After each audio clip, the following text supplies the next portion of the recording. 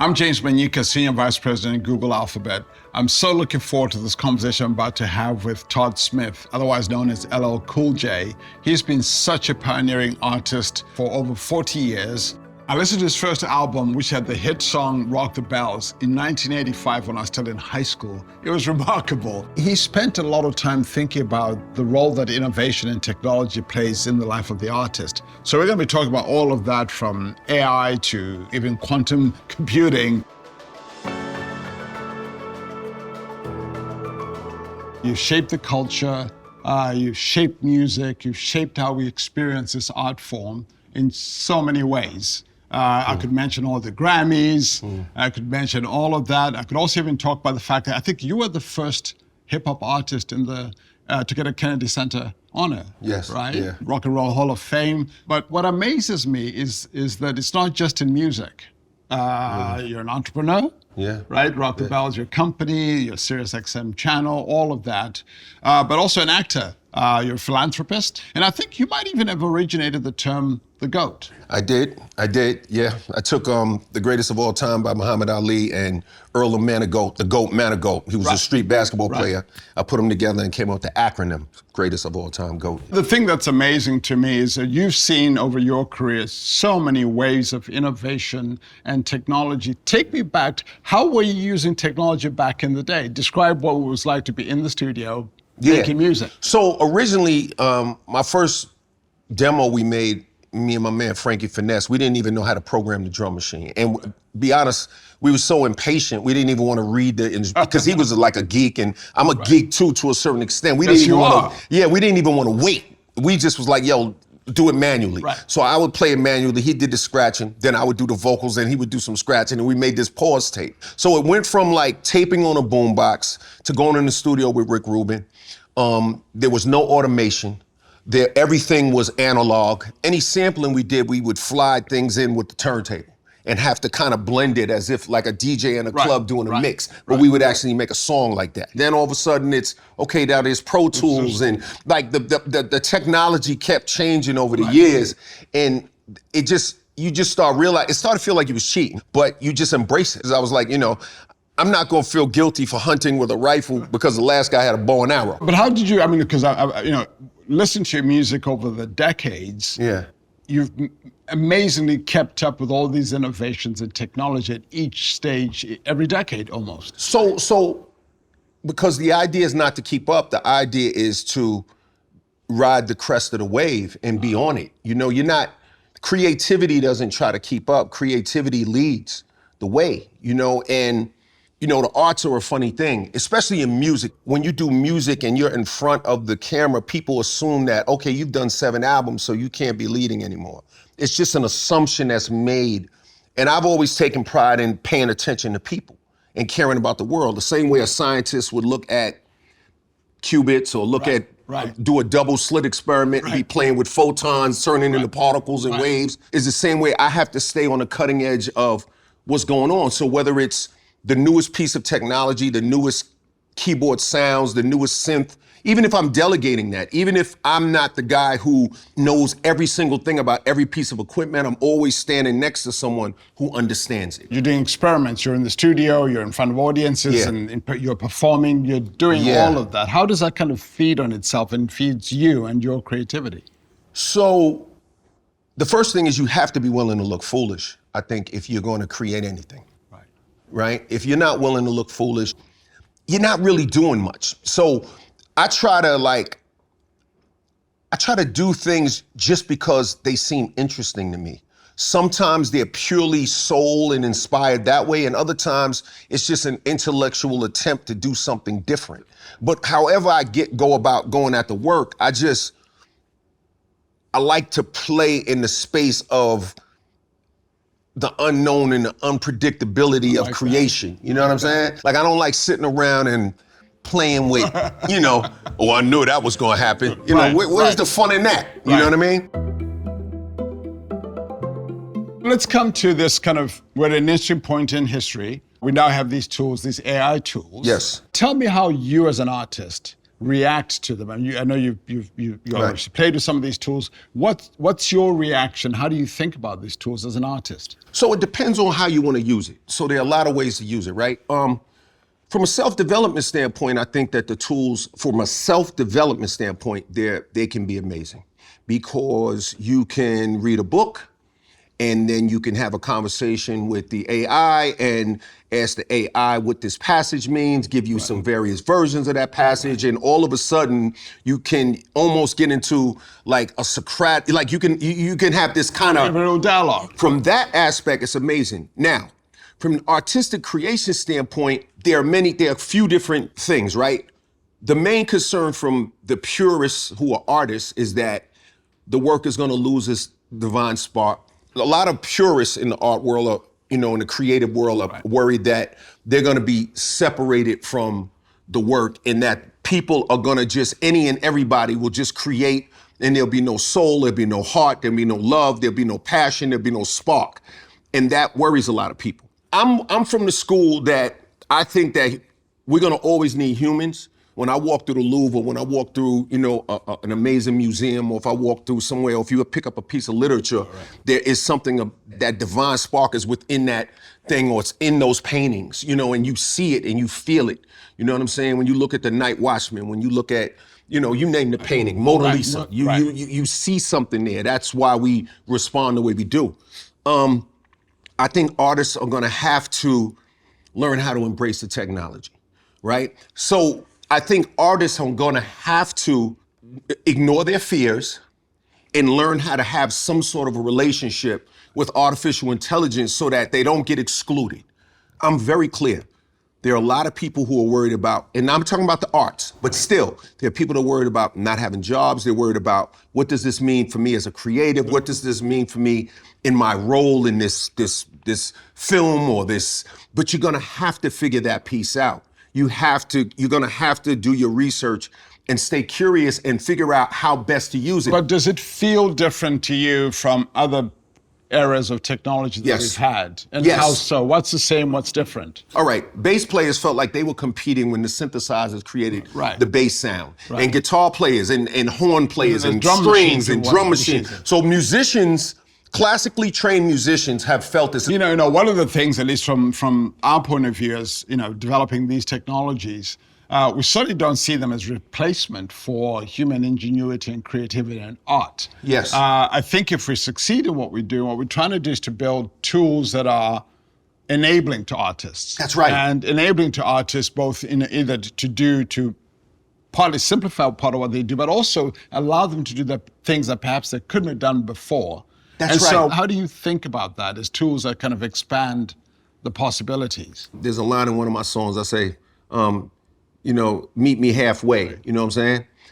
The artists are gonna have to develop a little bit emotionally and spiritually and even intellectually a bit, and be a little bit more expansive so that they can be comfortable with the idea of utilizing it as augmentation or as something that can enhance their world as opposed to being a replacement. Because if you don't have the ability to mentally see something as helping you, it's very difficult to go there. It's really about just embracing the technology, but leading it as opposed to being a passive participant in something that you're looking to create. Right. You're such a profound thinker on a whole range of things.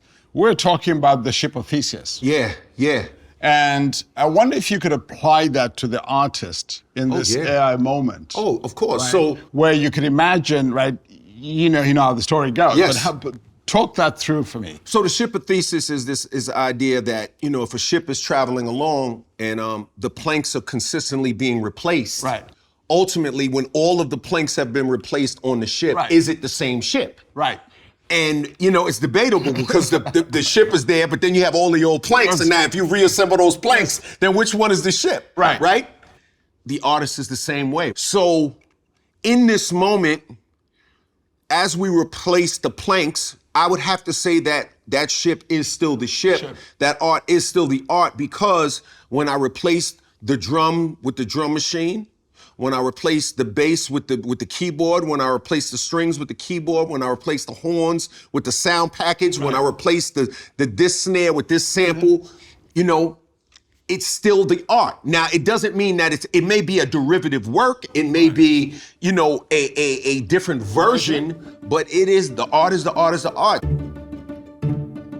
Imagine if you were to reimagine Rock the Bells Like, today, over with here, all the reimagine, AI I Can't Live Without My Radio. Oh, yeah. So how would you reimagine that? I mean, I would put a prompt in there that, you know, maybe it would start off with some little kid sleep and they go on his feet and he starts transforming into something and he turns into a radio. I don't know. You know, and I have to really think about it. But I'll tell you what I remember. I remember when we were playing with some of this technology, you were imagining the dream you had as a kid in your bedroom. Yeah. So that was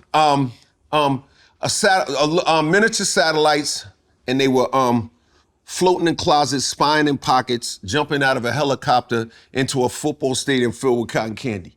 You know what I'm saying? Right. It was bananas. Yeah. And it was like, and then, and we played with that. Yeah. You know, it sounds crazy, but it really looks crazy. But those kinds of things, like what the AI does is it gives you the ability for us to just film that little clip. Right. There's no telling how many millions of dollars it would cost if this was 10 years ago. That one idea might be a $22 million, just to create, right? Just tentpole moment in a film. So what AI has done is it has democratized. It is giving the people with limited resources the ability to play at a high level. So the barrier to entry might not have been the creativity or the ideas. The barrier to entry might have been the ability to execute. Right, the resources you need to resources, assemble, the budgets and all of that stuff. Right. So there are a lot of kids out there right now. There are a lot of James Camerons. There are a lot of Spielbergs. There are a lot of, Martin Scorseses. There are a lot of them out there right now that the world will be introduced to because they are the new kind of Leonardo da Vinci's of prompting. Exactly. You know what I'm saying? Like there's a world out there for that. You and I were hanging out in the quantum lab. Yeah. And I think I saw Todd Smith, age 8, who Absolutely. could have been a physicist, a quantum computer scientist. I love it. And it blew me away. I mean, you were asking questions to the scientists about all kinds of things, superposition. Where does that come from? Is it your curiosity? Learn everything? What is it? One day I was, watching YouTube. Yeah. And so then I started checking out mental models for physics. And I started looking at inertia and velocity and, just different things. And then I started looking at all of these various models in physics and how they apply to the world. Right. And that rabbit hole led me to be more and more interested in science, more and more interested in physics, more and more interested in all of the things associated with that world and that area, because that's what makes the whole thing tick. Man, I just remember reading Einstein said, I want to know God's thoughts, the rest are details. I looked at, Leonardo da Vinci's scrapbook. Right. You start realizing that you can think about more than one thing. You start realizing that, there are polymaths out there. You can invent a helicopter and you can do drawings and you can have the Dravidian man and you can paint some stuff and you can do all of these different things. And for me, it just became like more and more interested. I didn't finish normal school, regular school. I started my rap career very early. I started, at 16. Well, you're like 16 when 16, right? That's ninth grade. Right. Goodbye. Right. Right. So I never stopped wanting to learn, though. Even though, I was doing music and I was running around the world, I just stayed engaged and I stayed kind of curious. I think a lot about that in this AI moment. Yes. When so much is going to change, so many skills that might have been valuable 10 years ago are going to change. That's not to say we run out of things to learn. Of course not. There's so much more things, so much more to do. What I'm saying is the AI thing, ignorance is the enemy when it comes to technology. That's your enemy. Your enemy is not the AI. Your enemy is not understanding AI. Right. Because when you don't understand something, if you run from it, you're definitely finished because you know what happens then. And if you try to engage with it and don't understand it, you're still twisted. Right. So you gotta understanding it, that cream, that understanding, that's the best part, right? Like that's one of the best parts, understanding it. And I think the kids today, a lot of them, it'll be native for a lot of them because they'll just grow up. They'll grow up with that, right? One of the things we spend a lot of time thinking about is, on the one hand, there's all these incredible possibilities to do science, to do, to enable, empower artists, to do all these things that are going to be incredibly beneficial to humanity, right? Obviously, people adapting and so forth. But at the same time, there's a need to actually be responsible about the use of this technology. So, and I've heard you again say this idea of you've got to do it the right way. What do you think is the right way for those of us developing the technology, but also for people who are going to be using this technology? What would you say about that? Well, I can only speak about a right way from my POV, which may not be the right way for someone else. But I think the right way is to be in the center. It is to utilize and understand the artificial intelligence to the best of your ability, but do it in an ethical way and be authentic about how you use it. And I think if you do that, you'll find that, because in art, development comes from when a little kid goes to violin lessons or when little Susie learns to play the piano, there's intellectual and mental and emotional development that comes with that. So don't pretend to know the piano. Don't pretend like you wrote it when you didn't. Just, if you need to read some books on writing, if you need to go check out Hemingway and get some inspiration, like do what you need to do as a writer so that if you're going to collaborate with the AI, you're really working with it the right way. And you're not kind of just leaning on it as a crutch. What I'm hearing you describe is there's some balance to be struck here. A harmonious balance. Yes, a balance. And how do you think about that balance for you? I mean, when you think about striking the balance. So for me, it's still writing from the heart. Yeah? Getting an idea, maybe what do you think of this topic? Okay, give me some words that rhyme with this. I don't think so. I'm gonna go this way. It's kind of like when I read books, I argue with the author. I like that. I don't care if because you wrote a book that I don't have to believe this because you wrote it and published it. What do I care? I either agree or I don't agree. So when I'm reading a book, engage with it, right? So we have to keep that kind of, you have to still keep who you are. That's humanity, right? You got to keep that thing alive. If you're informed and if you keep reading and if you keep learning and if you keep exploring and if you keep looking at stuff, then you can use the AI responsibly. Right? Because you can read and say, wait a minute now. You know how many times I've asked the AI a question and say, you're conflating two ideas, and it's you're right. It's like, come on, bro. Right? You know what I'm saying? So that's what I mean by doing it right. One of the things I've been struck by you, Todd, is just how forward-looking you are. Right? I mean, you could easily have been looking back on your career. You've had an incredible career. But you're not doing that. I see you looking forward. You played something for me that blew my mind, right? And it's like, it's futuristic. It's based on a deep understanding of technology and the evolution of science and all of these things. And it was great music. Thank you. It was great creative music. How do you do that? Or how do you keep looking forward and sort of not looking back and innovating? And how do you do that? Because we can use time now. So right now, because we have time and we're using it, it's like, that's what's interesting. Like, the reason I'm so excited about the things that you and your team are working on is because, like, you're actually affecting the future. This is not, we're just blowing smoke. You know what I mean? Like, when I walk around a quantum lab, I'm seeing music.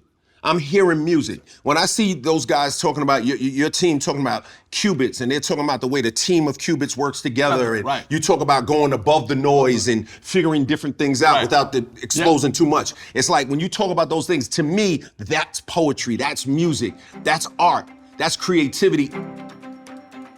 Imagine a 15-year-old Todd Smith in New York today. Knowing everything you've thought about technology, about all of these things, and all of these things about being an artist. What would you tell that kid today? If What would I you was tell if them? I was Yeah. 15 right now, Yeah. let me tell you something. If I'm 15 right now, I'm utilizing AI sonically and visually to create the most unbelievable songs and visual experiences I possibly can. You know what I'm saying? And I'm doing it in a way that no one else can. And that's gonna be the difference. You know what I'm saying? Because the difference would be, yeah, it's AI, but it's my AI. It's like you guys have to make sure that human beings always have a way into this tech. And the burden is more on you guys with that. Well, thank you. Thank This you. has been so much fun. My man. We'll keep doing this. Let's keep doing We'll it, baby. Keep talking. My man. All right. My man.